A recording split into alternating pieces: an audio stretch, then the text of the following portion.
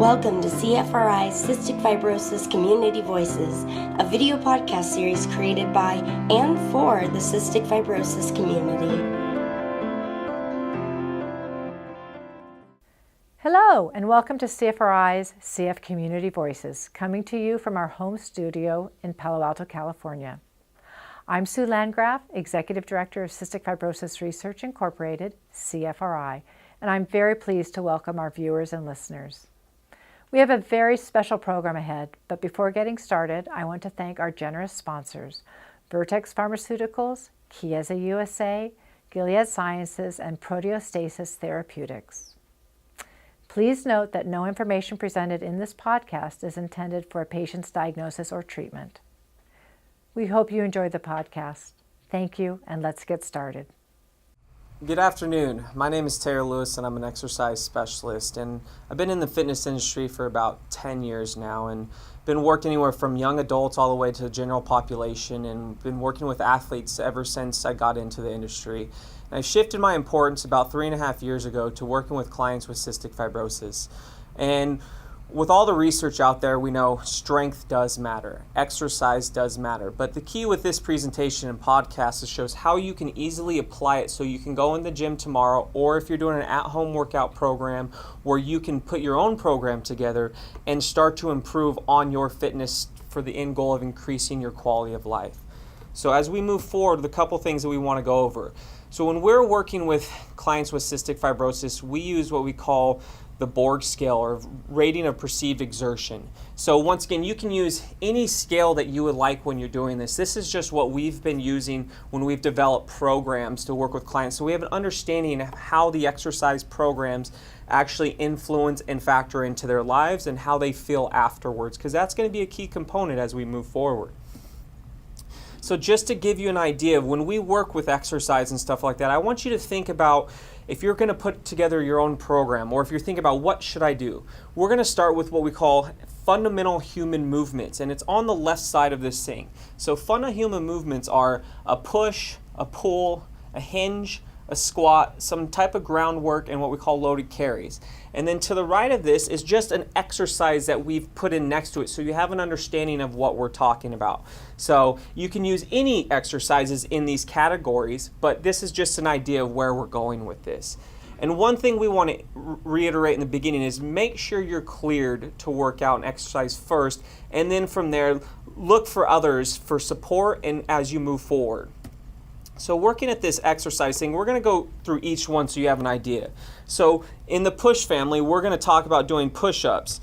And if I can get this, just a simple push-up. And once again, there's multiple variations. Okay, and this is just us doing a push-up as you move forward. The key here is obviously to keep that torso straight. So our second group of exercises in the pull family, and this is what we're just showing you, is just a simple one-arm row exercise. And once again, this is going to work more of your posterior back or upper extremity. And then from there, we're going to go into the lower extremity exercises, and we're going to start with the deadlift or a hinge exercise, which is very important for clients because it works a lot of the lower extremity posterior chain.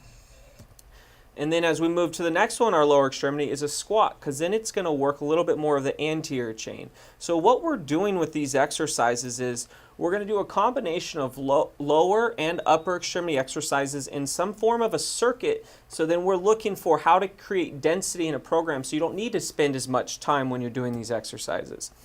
And then our last is our groundwork. So this is where we want to work on some type of thing on the ground, from planking to any form of exercise where you're moving on the ground, because having a sensation or feeling at how you feel on the ground is very key with the neurological system. And one thing as we move forward, especially if you incorporate some of these like the plank, we're going to shift some of your ideas on how you perform these by going from time to breaths. So we can start to incorporate positional breathing components to the exercises so you can improve everything. And like we know, understanding there's going to be lots of factors that are going to come into exercise. It's going to be an uphill battle, which is fine. You know, some of the best things in life, they take time. We just got to understand this is going to be a process. You might get confused a little bit on what's the best thing to do. And the key thing is just doing something. Just showing up and doing something, whether it's just a little bit of something or a lot of something. It's just doing something, whether it's squats or doing a whole circuit, it doesn't matter, because checking the box is going to be a key on your progression and progress as you move forward. And what we have to understand with exercise, and when you're doing an exercise program, it's volume over time.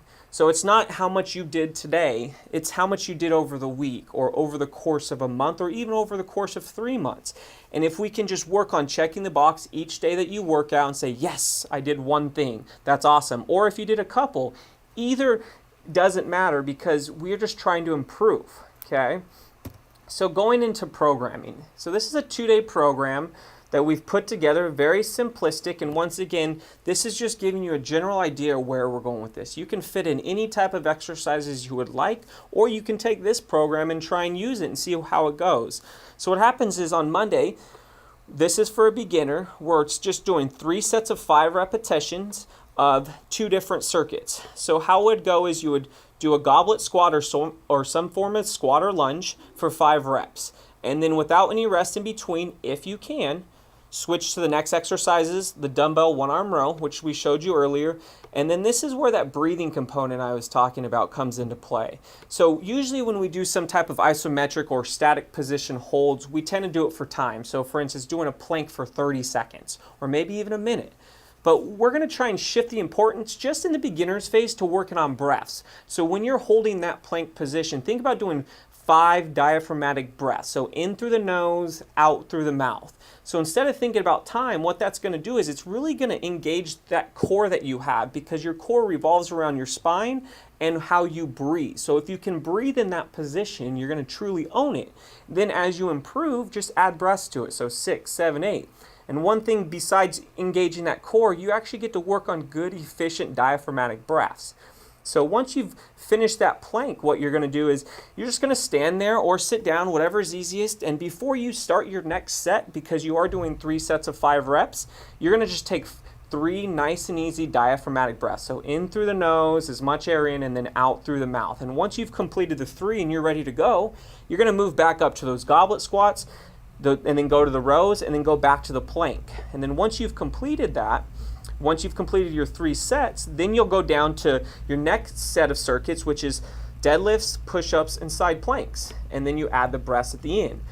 Now, once again with this, since this is a very general idea, what you can do is if the first circuit of exercises is all you can do because maybe you don't have enough time, or maybe it's just that's where you need to be to start off, then that's awesome. Just do that. Then as you improve is when we start to improve sets and then reps as you move forward, because just remember, everything we do is a process. So looking below this, it shows that Monday's in a green. And if we go over and we see this, we're referring back to this Borg scale. So when you do Monday's workout, you're looking at about 12 to 16 in that green zone, where it's going to be somewhat hard, and it can be pretty hard, but you're trying to vary. So you don't want to go pedal to the metal necessarily on that first day. And then take a couple days off and you go back on Thursday, but the only difference is we're just adding 1 set. So instead of doing 3 sets of 5 reps, you're going to do 4 sets if you can. If not, then that's a goal that you can hit. And once again, this is just a 2-day program. And we're staying again in the green zone because you're only working out 2 days a week. And if you need more days in between for rest, that's awesome. Our goal is just to hit 2 days that week. So a 3-day program is going to be slightly a little bit different. And that's the cool thing about how these work. You can change lots of things, but I think the key is just to change one thing at a time. So if we go back to a 3-day program, very similar circuits where you're going to complete A1, A2, A3, and then take 3 diaphragmatic breaths. And then you're going to go on to your Bs, and that's going to be week 1 or day 1.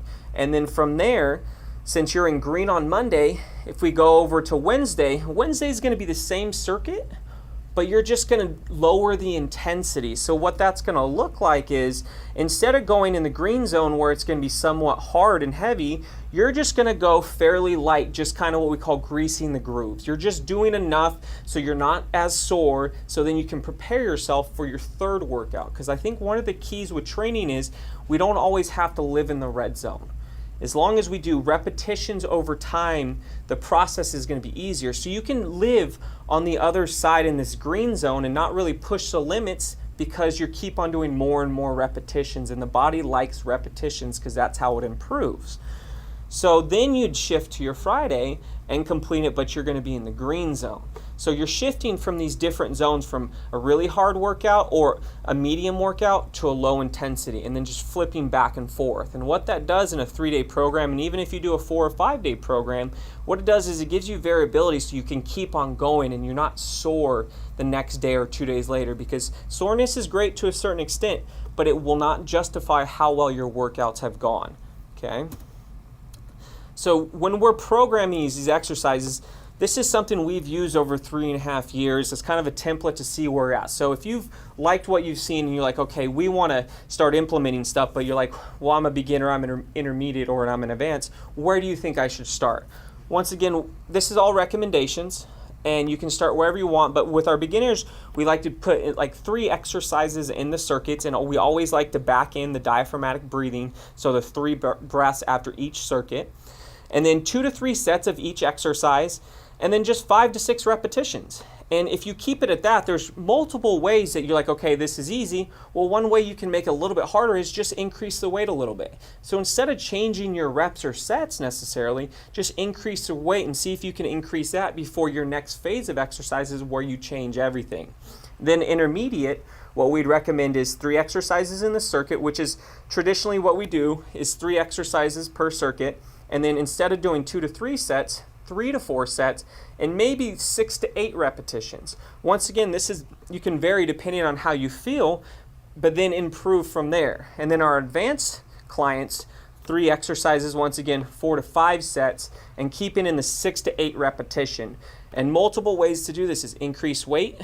You can increase the time in which you're doing the exercise, so you can slow down the exercise, or you can reduce the amount of rest in between sets and circuits so that you can make it harder. So it's not necessarily let's add more exercises, let's just change a couple variables that are already programmed in from rest and the intensity and the weight that you use.